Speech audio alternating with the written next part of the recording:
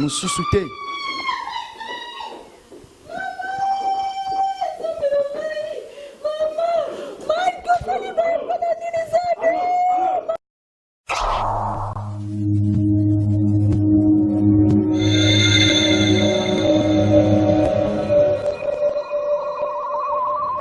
La voix du peuple, oh, la voix du peuple, oh, si tu es bien, oh.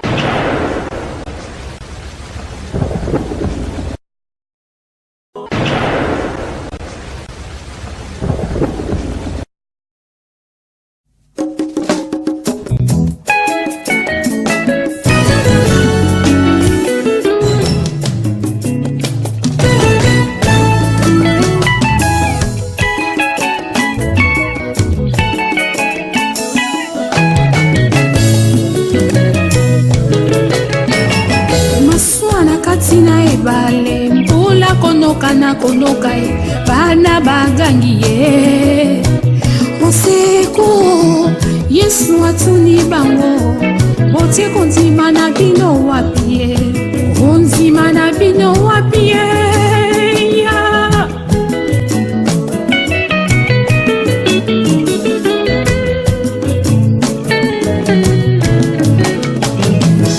Yesu simbola kiloboko mune yokela kie ebonga mwana na moto na belela yete na kumisa yete o rabi eya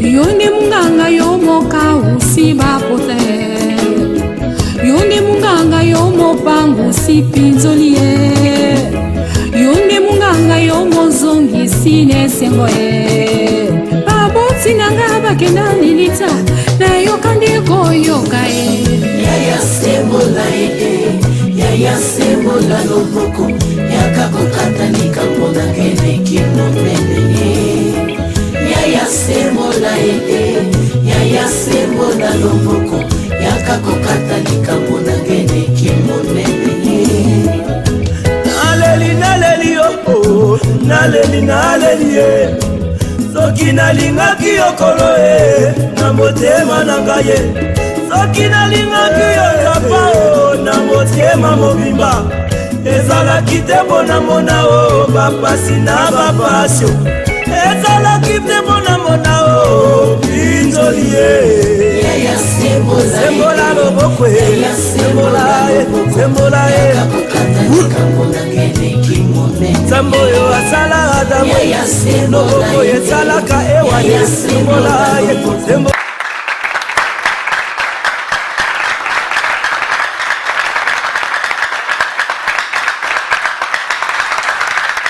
Très heureux de vous savoir en nombre devant vos écrans à travers le monde. On a retard la émission la Bino Oyo Vérité en face et télé-réalité Oyo juste pour éduquer la masse et puis quoi apporter un plus na bavi na bino. Chers amis téléspectateurs, bienvenue dans cette très belle émission Vérité en face. Je pense que dès que Sarabino que ceux qui bakaye pour mon habitude de cette télévision na bino, nous avons un cas. Retrouvons-nous juste après cet élément. Merci. Depuis plus de 4 ans, Maxi Bien-être a non seulement apporté l'harmonie du corps, mais aussi des couples. Aujourd'hui, Maxi Bien-être est reconnu comme la solution idéale pour le maintien du bonheur au sein des couples. Au-delà du bonheur, Maxi Bien-être ajoute un rajeunissement intérieur qui nous donnera chaque soir une perpétuelle envie de revenir au logis familial après une dure journée de travail. Avec Maxi Bien-être, dites au revoir au maux de dos et à la fatigue physique. Maxi vous procure une force physique permanente qui changera votre vie. Chaque soir, célébrez joyeusement votre amour avec votre alter ego comme au premier jour.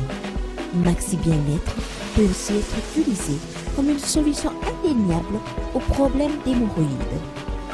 Maxi Bien-être est une solution buvable, très facile et pratique à utiliser. Ouvrez la boîte Maxi Bien-être. À l'intérieur, 6 sachets portant le logo Maxi. Ouvrez le sachet par le bord, versez le contenu du sachet dans un verre d'eau tiède, mélangez avec une cuillère et c'est tout. À travers le monde, plusieurs couples ont adopté Maxi Bien-être dans leur routine quotidienne et vivent désormais une intimité conjugale excellente. Alors, attendez-vous pour vous joindre à la révolution Maxi Bien-être. Pour vous procurer Maxi Bien-être, c'est facile. Appelez au numéro 00 33 78 220 12 51 et 00 33 14 16 77 751 ou encore allez sur le www.maxibienêtre.com pour trouver un revendeur agréé près de chez vous. Maxi Bien-être, l'harmonie du corps et des couples.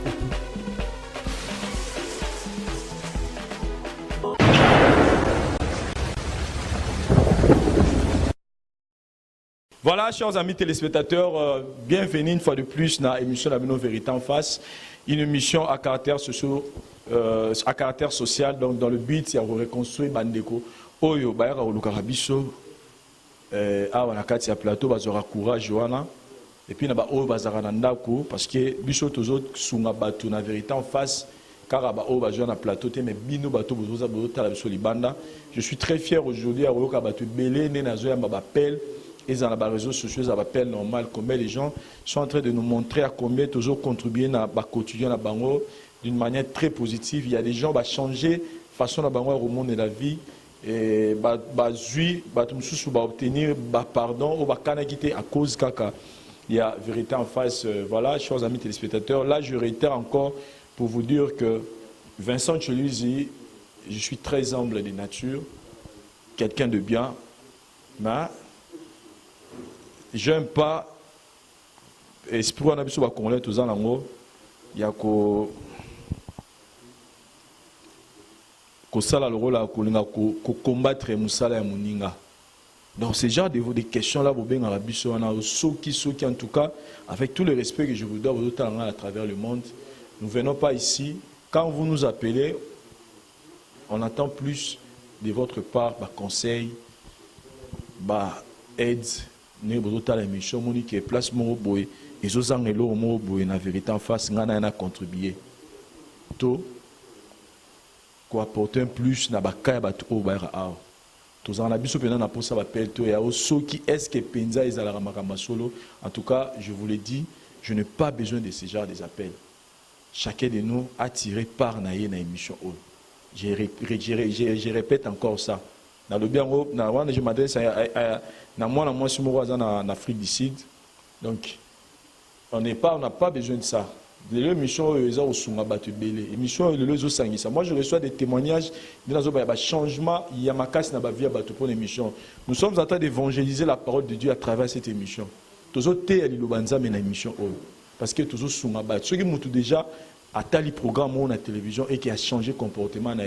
Même Nzambe Nicolas Sepeli. Alors, bon aider Bicho dans le domaine. Soyez là pour soutenir cette émission. Et je dis merci à Maman Moko, à Bainatan à Kombo na été. En tout cas, merci Maman parce que vous nous avez vraiment aidé. Parce que le même chose d'organiser l'émission Vérité en face. Hier, j'étais vraiment coincé. Je ne savais pas, photo ça Vérité en face. Là, on doit recevoir les gens. Et cet appel, Maman Touganza Memuto a touché Manayo pour que les Bicho le loto soit temps. Et puis moyen d'organiser et vérité en face. Et c'est comme ça que nous voulons toujours aider Moussala. Et non, bateau, baraka, pour nous thème congolais critique, il y a vie à Moutoutina Kat. C'est-à-dire, il y a bâti à l'Atagini, à l'Iagini. Donc voilà, chers amis téléspectateurs. Sinon, vous allez m'excuser peut-être si on a déplacé mon langage, mais je voulais vraiment donner ces messages pour que tout y ait la vérité en face.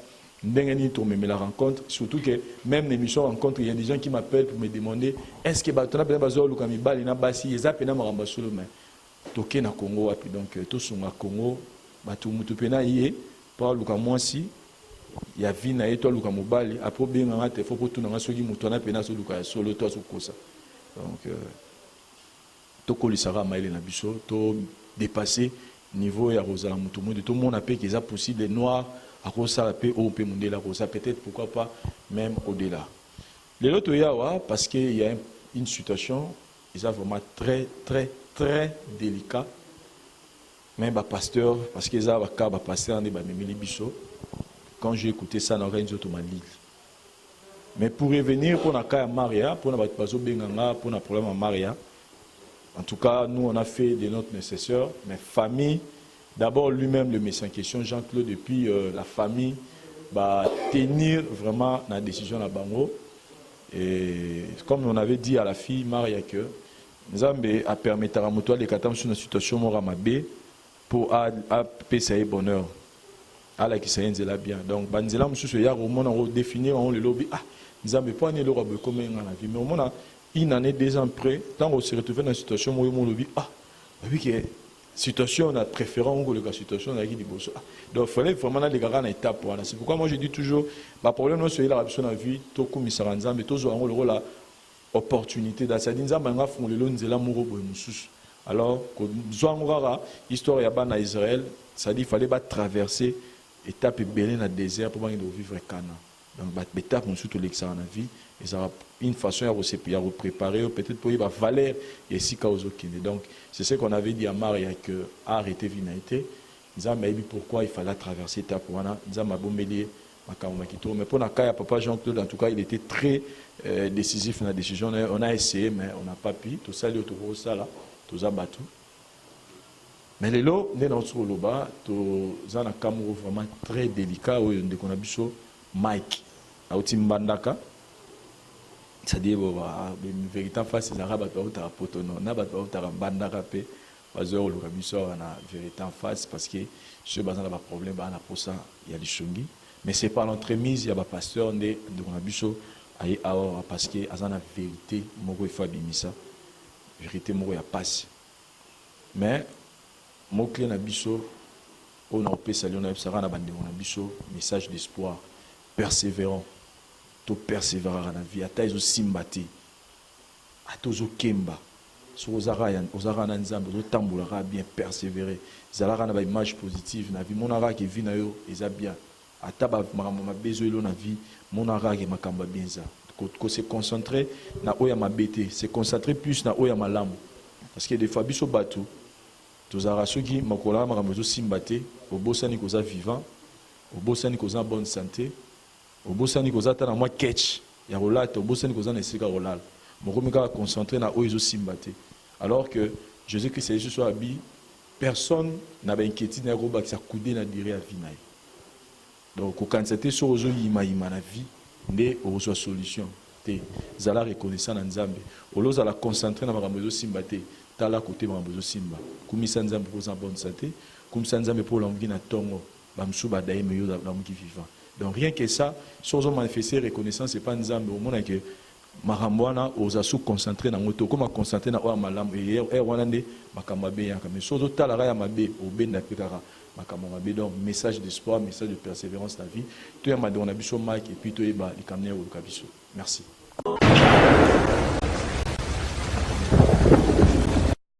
Oui, chers amis téléspectateurs, comme tout ce qu'on a fait, parce que tous les frères Mike et Lumbu, auti musika na mbandaka pona ko solana biso problème au hasard. Comme le nom l'indique, vérité en face, c'est-à-dire Toé Darabatu, vous avez un problème, vous avez des répercussions après que vérité n'est bima. Nous avons créé ce cadre pour que tout soumayo, tout accompagné de façon qui est pré-vérité, par conséquence néfaste des arrêtés. Faisons de notre mieux pour nous soumettre. Bonjour Papa Mike. Oui, bonjour. En tout cas, tu as mis une émission de vérité en face. Je pense que c'était pas facile pour tous les Awa.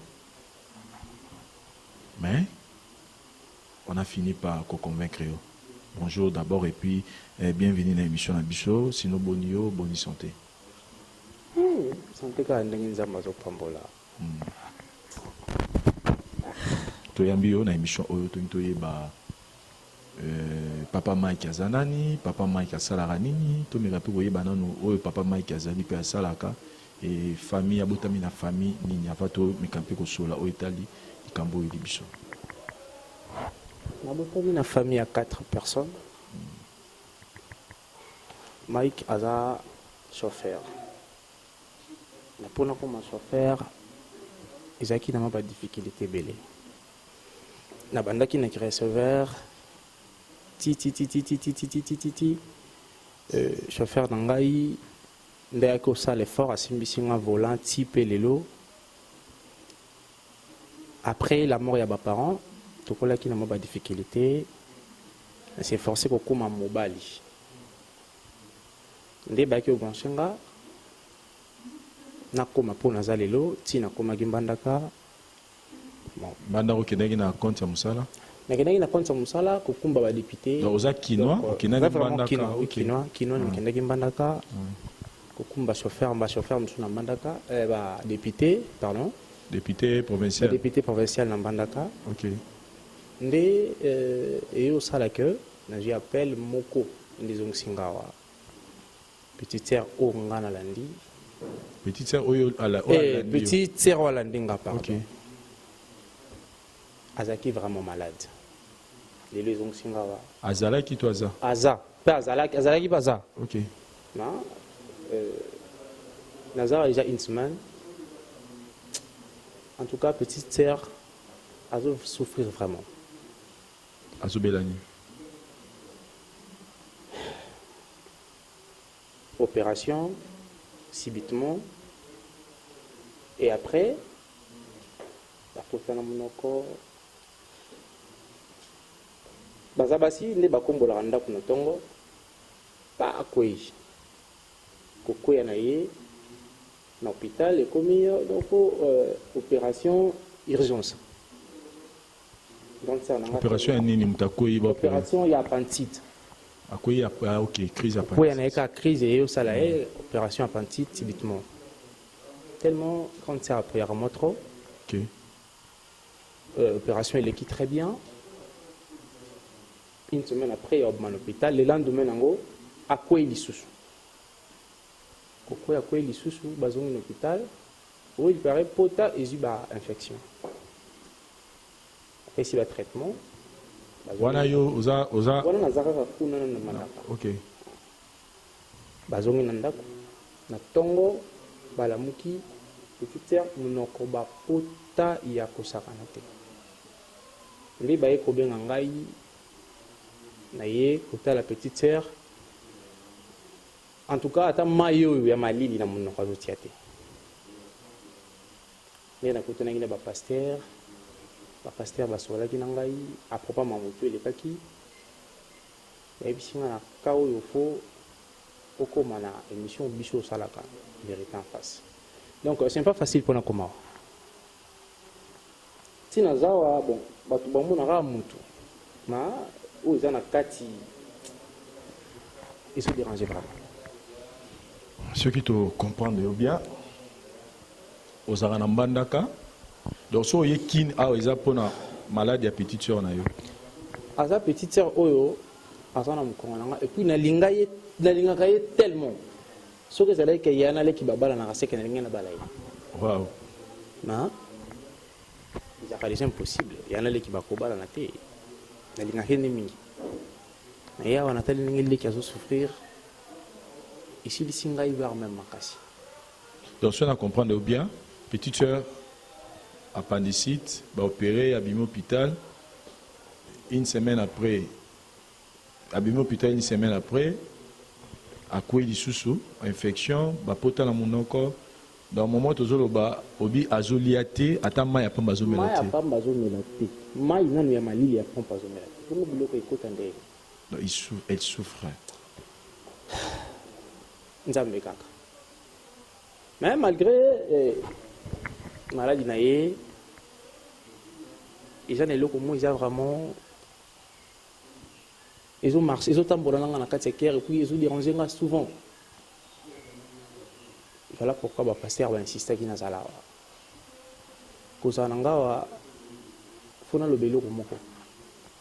mais le on le bas il faut ba grand frère bazala grande sœur bazala. Voilà, donc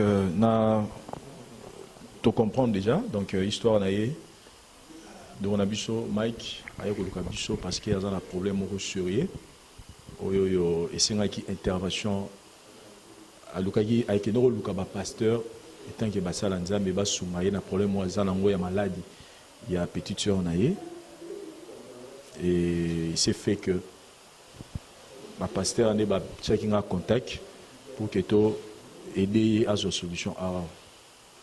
Mais pasteur Sonny, je pense que ce n'est pas de votre habitude d'intervenir avant que tout est badi kambo. Mais il y a un peu, parce qu'il y a des choses mais pasteur pour aller kaka, préférer était gérer quelque mon église, mimi mon kaka na émission. Pasteur Sonny était sur vous expliquer biso pourquoi pas vous gérer quelque problème mon église, mais vous préférez où on a la vérité en face.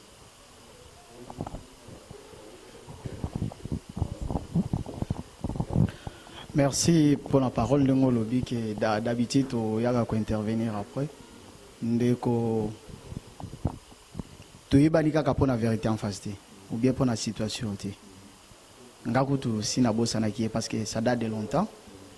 Tu y balina à travers ya ndeko na Europé tout ça ni musala nzambe ya koma na bumba.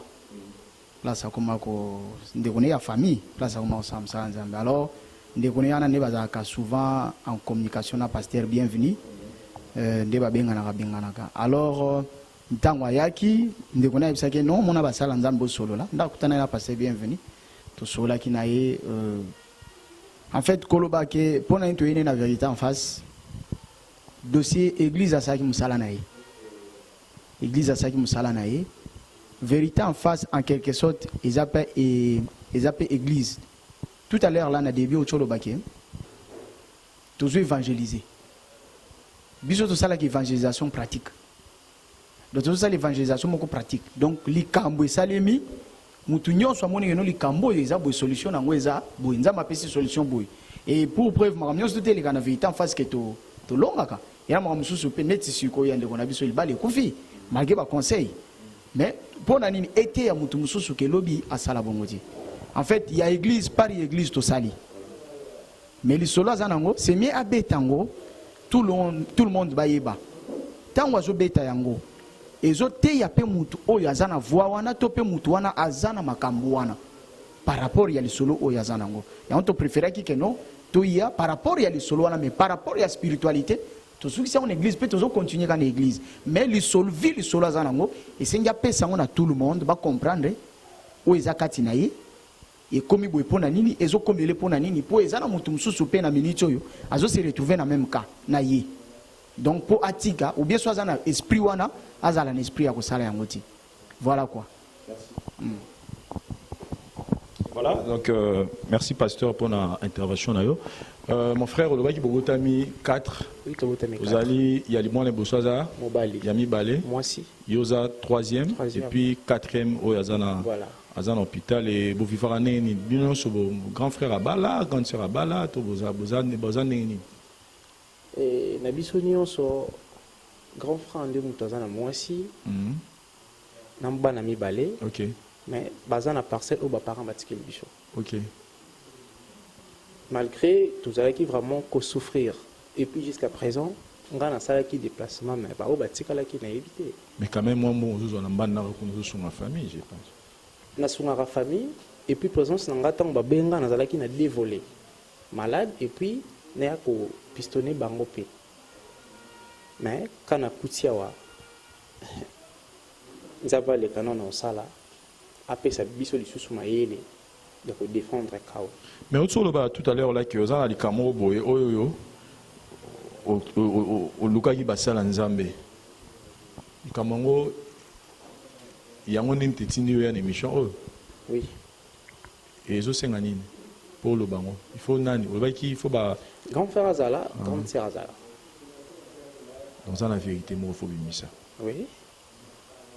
Voilà, chers amis téléspectateurs, donc on a compris situation tous à frère Nabiso Mike Ayawa, accompagné d'un pasteur pour que bimisa vérité moi Azalango, mais situation basée dans la famille, c'est que petite sœur na bango. Comment on est s'il vous plaît? Laetitia. Laetitia, donc nous avons Laetitia. Donc Laetitia, Aza malade, petit tueur en abango. Situation au côté de Kamoro Yamabe, donc dès qu'il y a un appendicite, infection appendicite, une appendicite, va opérer, on les appendicite, et après, place ballon là qui en gros, il s'allie infection, et après, va porter la monoko, donc azo souffrir, n'engue tu expliquer biso, et souffrance et ça tellement macassi que même tout ça, je me suis dit, mais azo vivre comment on a conduit macassi, je pense. Vous allez avoir minene biso nyonso. Ba parents ne ba bota biso toza minene mais so talié na éviter so na ko comparer ne lokoni. Voilà, chers amis téléspectateurs, tout côté ça bande gonaye comme ça tout est bandé tout ça. Merci.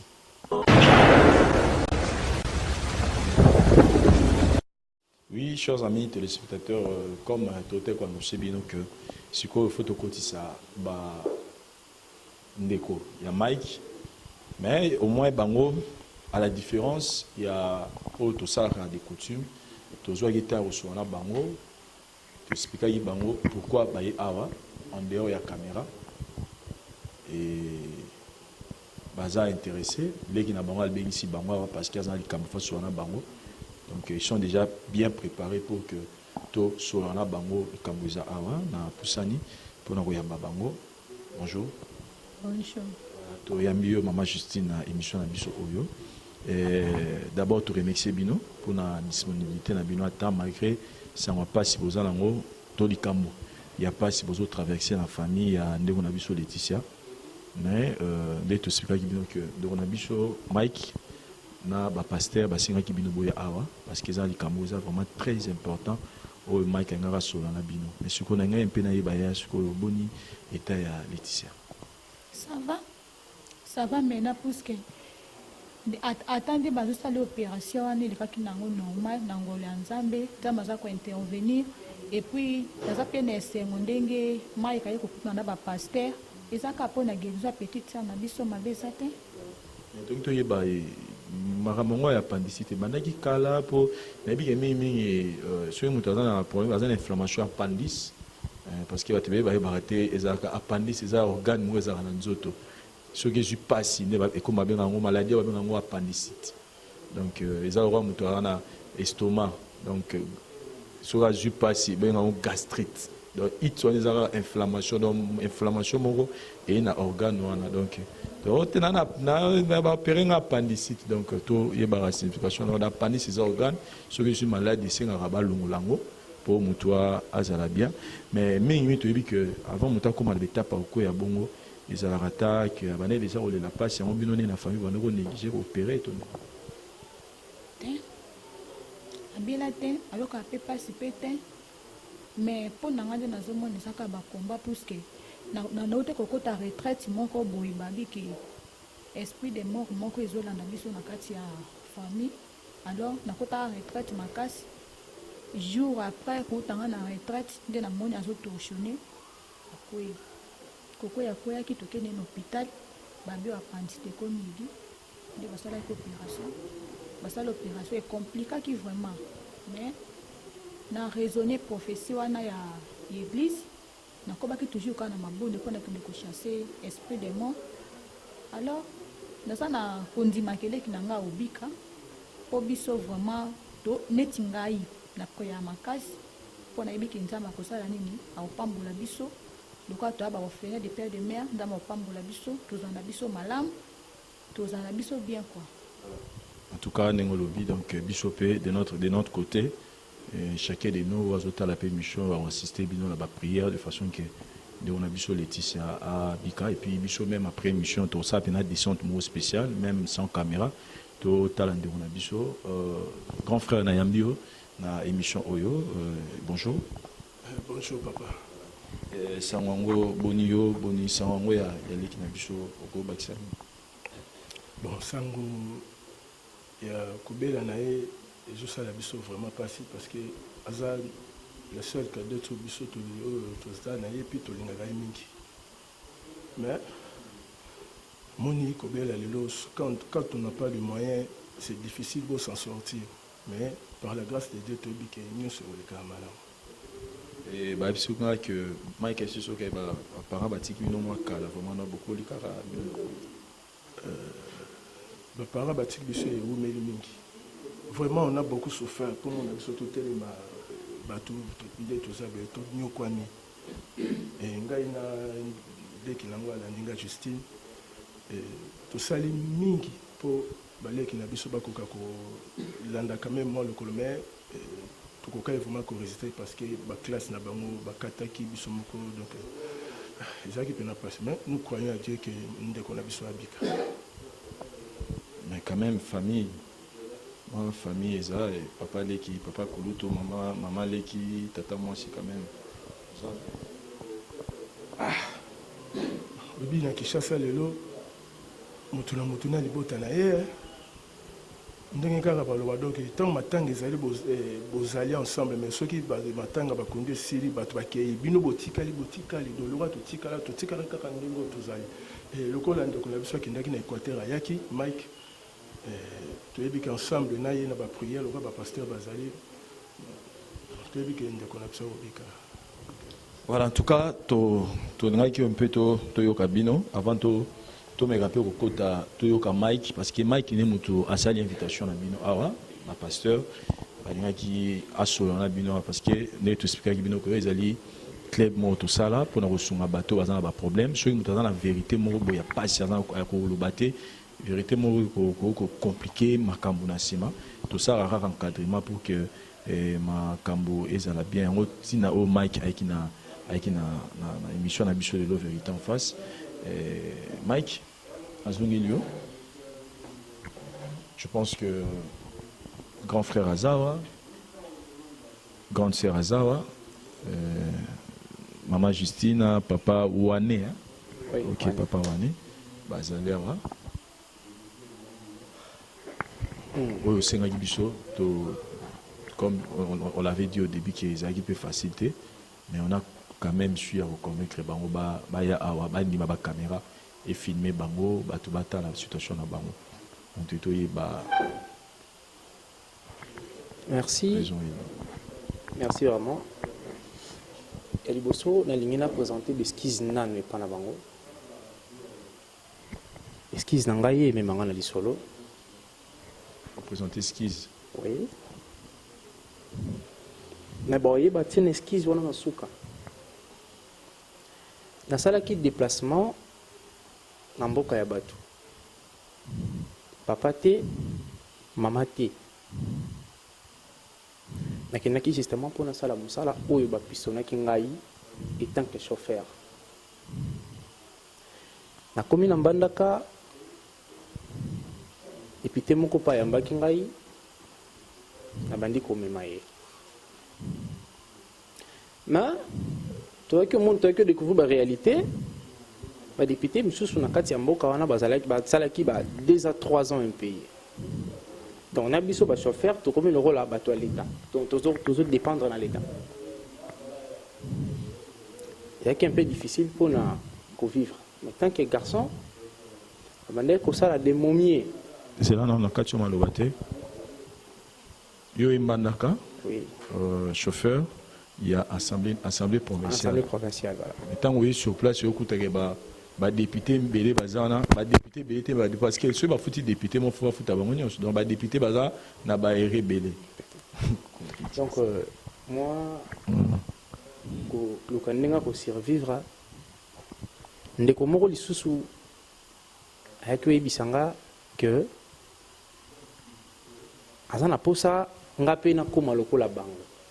Les députés baza na bango ebele na il y a des députés oyo pe bazali na ba ndenge moko boye ba salaire mususu bazwa kaze un peu difficile donc na biloko moya ndenge wana et comment qui moi pasi pour tout vivre mais na banda ça les momies dans la garçon na que za na grand frère moko ezaki ke soki kuna course ezate na banda mema babylone na ye na mutuka na ye moko mususu to vandika boto solo la ndako na betele les réalités o nga na kutani nango ko bota makokola ti na komi na mboka ya bato papa te mama te en tout cas via yo kanga mawa ayokenga vraiment mawa nde ayeki oyebisanga ke fo amema ngai na église na bango. Bon eza église liloba nzambe baboya yango te. Amema l'église na bango mpo oyo bano mpe kosambela na banda mpe kosambela et avant ça oyo bando kosambela te. Bon awa na banda oprier bon kuna mpe mboka bato oyebi nanu vraiment makambo te kofuka mara avant lala fo sambela ndenge mama na biso alakisa biso. Bon donc nayaki okóma na église yango premier jour nakomi namoni ka église ma nasepelaki kaka kosambela toyaka tosambelaka. Or epai na bango ezalaka fo eza na bapriere mosusu bapesaka biso ezalaka bapriere moko boye so oza na osali okomi lettre okotisi et puis opesi eza jour baobenga yo oyo décline mposa na yo olingi ozala ndenge nini oyo ozala nango nyonso koloba comme ça bango bayebi nde basalaka. Tout se comprend, ok. Et tu sois église. Boya au Sam, mais ça dit combien de temps l'église jusque là? Déplacement dans les 2 ans. T'es église en haut depuis côté en haut? Depuis la côté église, déjà 3 mois. Déjà 3 mois. Et 3 mois on a marabout na kuta na on suka. Ok. Donc aux 8 ans en église voilà. En église. Église en haut bozo sambela mais aux en a posa au commis na lettre. On va ça la lettre au côté ici. Ok. Lettre wana ils ont ba prière. Lettre en commis nini? Au commis posa na yo. Posa ni oyo za nango na nini? Posa oza nango na. Le roi prière na. Prière na yo au commis au pesi pa pasteur nda obondela pona yo. Ok. Après prière ya pasteur ils en a jour au babengi sara ba benga yo pona lettre no kotsaki. Ils en a vemo ba sinara wana. C'est Bible wana bapelisaka moto mobilo monsieur za wana ba peso kitendi msu ya rouge to ilamba moko boye o dénoncer pour ça na yo et après bois qui yango na moto wana.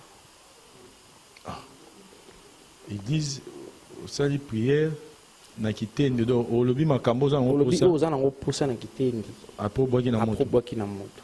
Donc on est le roi libati. Le roi libati ici na bango za la bongo. Et aux autres, au fêlé. Ils ont vraiment fêlé. Par rapport à la lettre, ils comment ils ici. Est-ce qu'il y a des églises? Il y a Nzambé, tu comprends? Il y a 23 mois.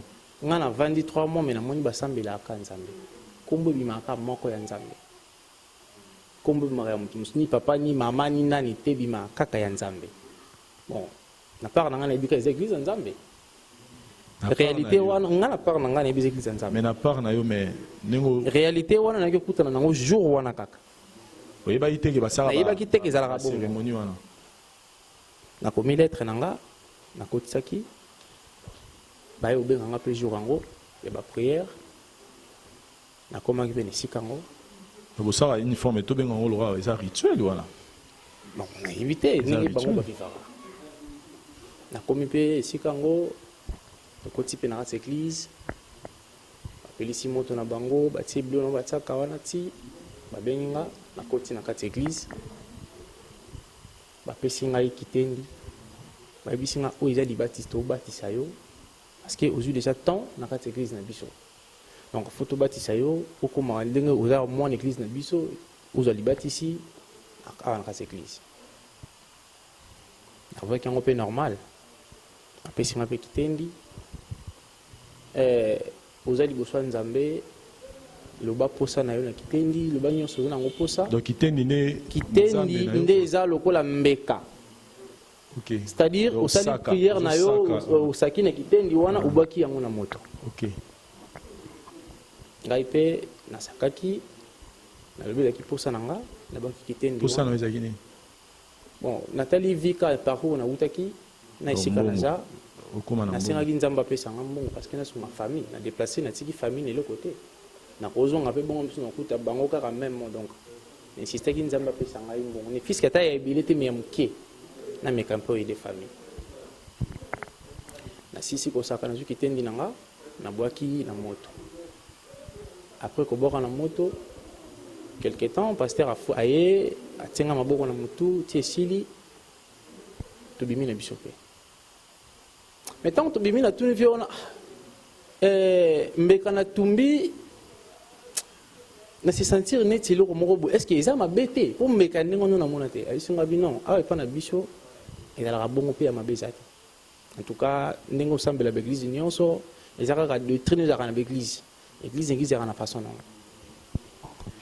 na trouvé qui yango vraiment normal premier jour deuxième jour troisième jour grande sœur abenga que petite sœur nanga awa azobela en tout cas nazala inquiet parce que aza leki ngana meri libéré na siki donc pasi na eza pasi nanga eza pasi na biso nyonso na eko sala demande na musala ba accordenga na ya otala famille koya na ye ndenge na moneli leki ya ngai façon de vivre façon bandeko bazo dépenser makanisi nanga ezongi esika na wuti ezongi na makambo nyonso na salaki et j'ai compris que c'est moi l'auteur de la situation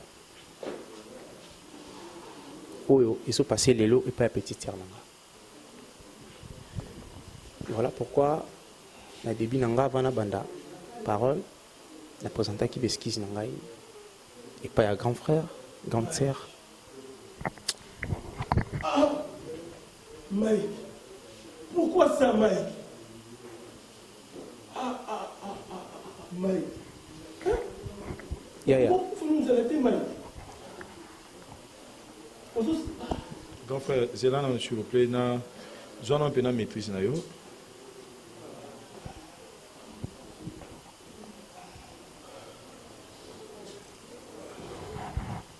C'est-à-dire mbekao yo tumba kiwana. Et donc il est et faire croire yo que maladie à petite sœur na yo, ils ont mbekao yo tumbi. Au moins ils sont salé le moko boy oyo yebité. Et que oyo kuta na réaction nango. C'est-à-dire kati na yo fait le belo moko. Donc oyo lobaki na kati nanga effectivement ils ayango. Vous sentez qui ni? Na sentaki mabe. Mabe vraiment ya mabe makasi. Pas si les kazan nango. Le bagage pour s'attaquer bien. On va m'aller pour le temps. On s'attaque bien. Non, on s'attaque bien. Voyez ma caméra. Pourquoi il y a ça? Aucune intervention à pasteur. Tu trouves ça normal? Mike. Ya mboka ya bato. Papa zate, maman zate. Tu sais combien ils sont se débrouiller pour le long des classes à la intervenir dans la petite. Hein? Tu as fait un moment par-ci par-là. Mike. Pardon, c'est l'homme. Dis-moi, il y a ça. Tu refous un moment. Tu sais ce qu'on refous, non? Il faut te compter à sous-bas, non? Il faut te foutre à l'hospitalisation. Ya. Nabimisi. Ekoleka malamu pa kobika. Ekozongela ka yo moko. To abana pasi. To bika ka na nzambe. Elika na bisite pa ya Seigneur. Yo kende kuna na banganga kuna kusala biloko wana kwa nini? Ya nazo kwa leki nanga za la malamu.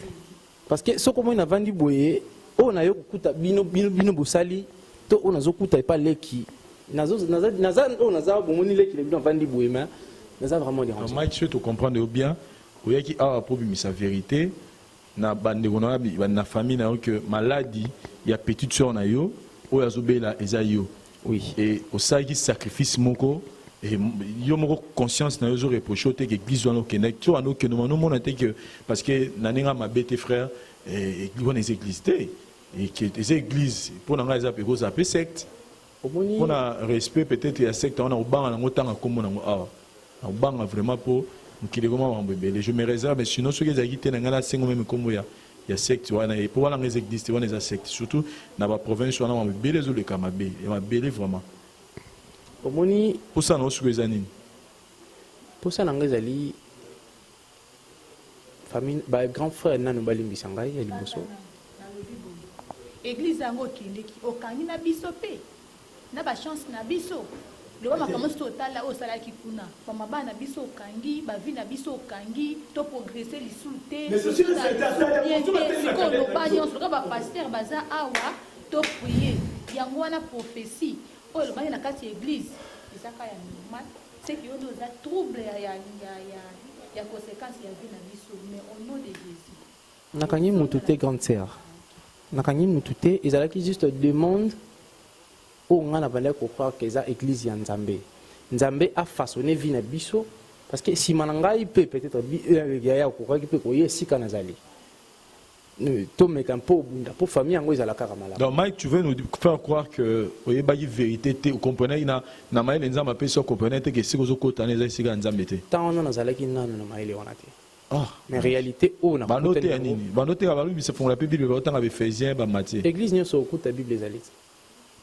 Kuna pe na kuta ki Bible. Na kuti pe cher pasteur ala ti pe veste cravate à sauter sans le savoir. Grand frère, je pense que ceux qui toye awa eza pona koluka osunga ndeko na biso Laetitia za l'hôpital. Grande sœur awa Justine alobi que akendaki na l'église ba betile masoleur esprit de mort. Ye abeti masoleur ake leki na bino akenda osala basakenda osala akenda otuma mbeka l'église mo ba memaki kuna na bandaka. Moi je pense que les gens dans le moment il y a quoi accuser il y a condamné mingi na mte mais tout le canini tout ko sauver on a vu sur Laetitia au dans l'hôpital parce qu'on a compris qu'ils ont maladie mauvaise spirituelle mais déjà na hôpital on est bandeli comment on a mutu opérer di bomu passe pas infection portal mon ko binomoko vous comprenez qu'il était déjà qu'il y avait non vraiment on comprenait qu'on a noté parce qu'il n'y avait pas de complications mais à attendre maintenant Mike on a commis qu'on a idée et puis ça me dépasse mais c'est que nous voulons c'est que nous voulons petite sœur on a biso Laetitia azala guéri et puis tous on a la vie normale oh biso to lingi yango na etu na ebi ke nzamba osala ke ndeko na biso obika. Pasteur, je pense que situation avec non ah ezaki plus important ezaki ba vérité. Mike azan la posa yanini. Comme il a confessé, il dit que nous sommes bien. Comme il a confessé na mutema na ye mobimba. Oui, c'est important vraiment. Donc mutema na donc azala libre na mutema na ye.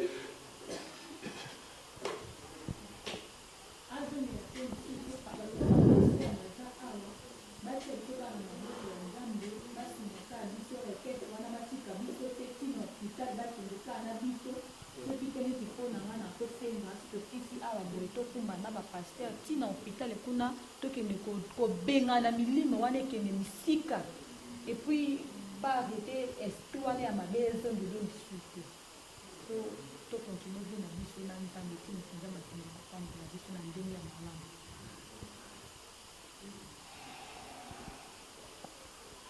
malamu. Désolé que l'angali kambango donc pasteur Pasteur, bienvenue. Nous allons intervenir d'abord parce qu'il y a un problème, il y a plus d'ordre spirituel. Nous allons d'abord intervenir et puis tout le monde est au son. Donc, pasteur, bienvenue. Merci, Cordon. Dans un pas ensemble, mais ils ont facilité. Peut-être que les gens vont trouver étrange. Les monde moko soki osoko type kobima nango il faut za na révolte moko ya makasi kobima botika ko condamner parce que mutu moko ye akoti yango inconsciemment pas dans toutes les églises même na Kinshasa onyo sezo komisa Nzambe te Bible ya moko ezoloba ke ce n'est pas tous qui m'appelleront Seigneur Seigneur qui goûteront le royaume des cieux c'est que c'est lui qui fait la volonté de mon Père c'est-à-dire tokoki kobelela biso nyonso Seigneur Seigneur tokoki kobelela biso nyonso Nzambe Nzambe Nzambe mais est-ce que c'est kawana Yesu azali parce que dans toutes les églises ce qui est sika comme Yesu ezotanga mate eza fausse église ya kota kabana ko comme Nzambe akoti pe ayoki bazotanga ba psaume ezotanga bien sûr. Même ceux qui sont dans la chance de faire le monde, psaume, si tout psaume est trop dans le monde. Ne pensez pas que si on continue l'église, on continue la Bible, pasteur a tellement de choses que c'est là où il y a Jésus-Christ. Non, non. Biso nyos to kozala sauver kana kombo moko. Au Bible lobi que tout genou fléchisse, toute langue confesse que Jésus-Christ est Seigneur. Alors, kombo na église en Zambété. Les églises en Zambété. Et c'est pour cela ndeko azanga ki discernement. Ya koyebe sika ya koti. Parce que maintenant Nzambe. Mais cher Saint-Esprit, cher Saint-Esprit. Mais le nom de Jésus. Tu poses une question, ça c'est une erreur. Même si vous avez tu préfères un nom seulement pour la vie, vous avez n'importe quelle église. Parce que vous avez parce que vous avez délivrance César. Parce que vous avez mbongo bimaka na basek. Parce que kuna oye bimaka boy. Non, non. Non. La délivrance c'est la prise de conscience. Même n'ayez a eu conscience, c'est ça la délivrance. C'est ça la délivrance. Bien sûr au sokoti. Il faut voir que le sacrifice est déjà rendu.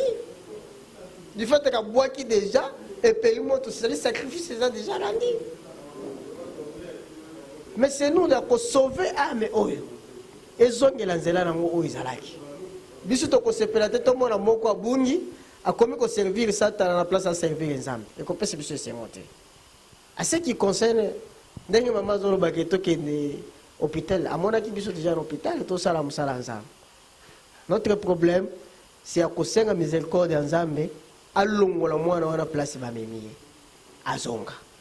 Soki Nzambe wana sali biso ngolo alongo les places azala zongi tokokomisa kaka Nzambe tokokomisa Nzambe Bible lobi ke na ba circonstance nyos boye ba kokomisa ngai oyo eza nzela moko ndeko koti po eteya ba mususu bo ba kolanda biso eteya meme bino ke pase ko kolongola bunzambe kati note pase ko kolongola na nzela Nzambe te parce que tozokosa make mwana Nzambe akoko souffrir te eza lukuta peuple Israël ne jipa ke na osani ezaki nzala ce qui veut dire makambo ebele kokomela biso boyeba ke tango ozoleka na betape difficile c'est ça le moment qui s'annonce la délivrance de Dieu tango mona ko suki ozana eloko akosala lisusu te nde ere Nzambe ayaka ko intervenir parce que le problème de Dieu alingaka muntu asila connaissance na esila ba relation na esili place yo sa bande ko espérer azo espérer lisusu te à ce moment là Nzambe akota na kati ya vie ya mutu pour ça ba miracle na ye. Alors, du fait que vous avez confiance, vous ne savez pas battre mon sous, moi, ils ont bassé les athées. Donc, on a vu ça, on a eu confiance à Malam, il y a un côté de Kouan.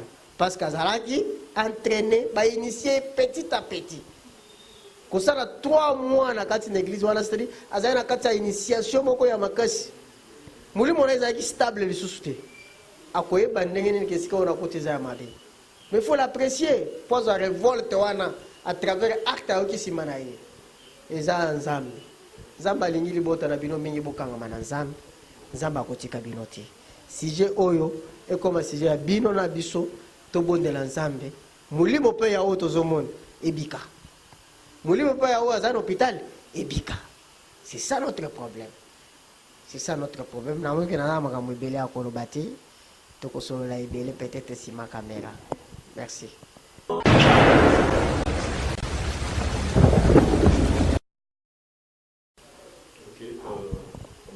Maman Béa.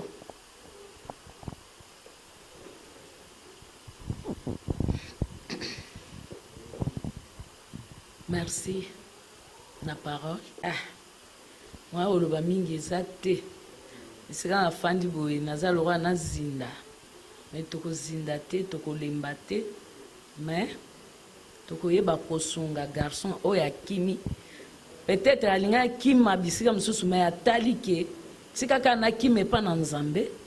Pwete Nzambe ye moko. Yende muto alongola ka muto esika na molili akotisi ye na mwinda. Yango wana nda kimeli. Bisika ya kendaki ayeba kite kezaki liloba. Ayeba kita kanisa ki eza église ka ndenge tokendaka église. Yango na osenga na bandeko na ye batomboka te. Ba yoka nanu ye eloko nini o etindaki ye bo yebi yango ke eloko tel nde etindaki ye pote akende kokota na esiko na pote azwa bozwi bozuana eya kosunga bino esunga pe petite sœur na ye wazobela mais ayebaki na ye te ke baeglise biso tokotaka tokendaka ekoko salemela mpe na nga na bino bato mosusu bozomona biso lelo mpe ekoko salemela bino lelo ndenge esalemeli garçon oyo en tout cas ete ya biso lelo toyeba église nini biso tokokota tokosambela ndenge ata dans 2 jours oke na église wana omoni eloko moko eza ça ne va pas mama bima o bayebisi yo boye bima basacrifice mosusu oyo kokende osala nzokande ozokende koteka libota na o mobimba oyebi na yo te ndenge lelo oyo jeune garçon boye akenda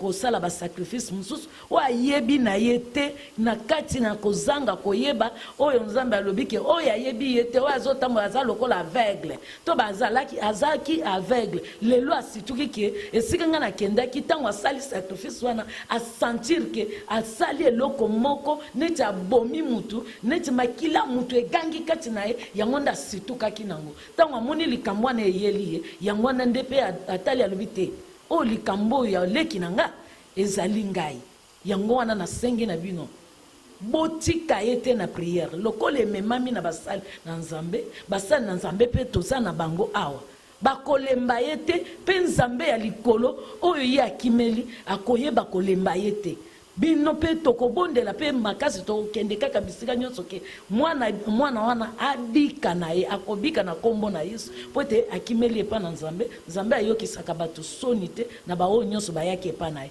lokola yaya na yo Christine Justine azali na posa ke ayebi nzambe koleka na kati na mozindo akoyeba aza na kondimake o aza na hôpital ezala bapota ndenge etondi ye na kati na munoko nzambe wana akopesa ekisi ya lola mpo yeba kobikisa ye yango nde nasengi mpenza bolimbisa ye biso nyonso ndenge tozali boye toyokeli ye mawa bolimbisa ye na kombo na yesu oyo tozotanga na miniti oyo.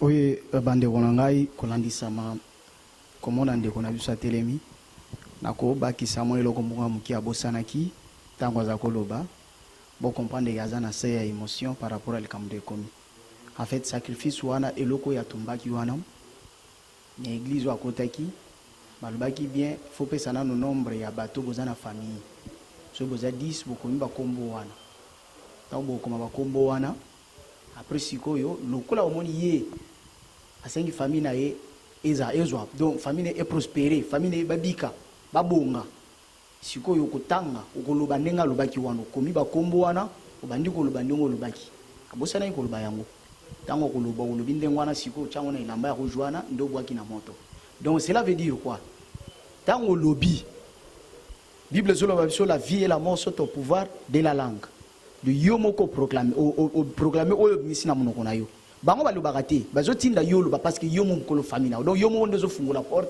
ya famille na yo donc ye pa fungolaki porte ntango kobwaka bongo na monde na bango bakotala mutu oyo aza pete na parmi bato oyo opesi kombo nde mutu wana bakozwa mutu aza na vie ya distraction mutu aza na vie ya débauche mutu aza libanda ya Jésus donc mes bien-aimés ezaki utile aleka loba po ete ya yo ke kotambola na kobanga nzambe eza utile yo omonaka kobelaka kaka maladie esilaka te omonaka baproblème ekomelaka kaka yo oyo na famille na biso tozalaka ebele makambo ekomelaka kaka nga oyebi mpo nani ekomelaka yo parfois kombono eza réclamé quelque part kombono eza réclamé et deuxièmement pour vous dire mais bien aimé ezalaki hasard te ndeko aye et puis ezalaki hasard te ndeko ne abenga tutanise na biso mpo na nini baeglise lelo même bible ezoloba yango na mkanda ya Osée 4:6 botangi yango Romain mpe azoloba na biso nini ekokabola biso na nzambe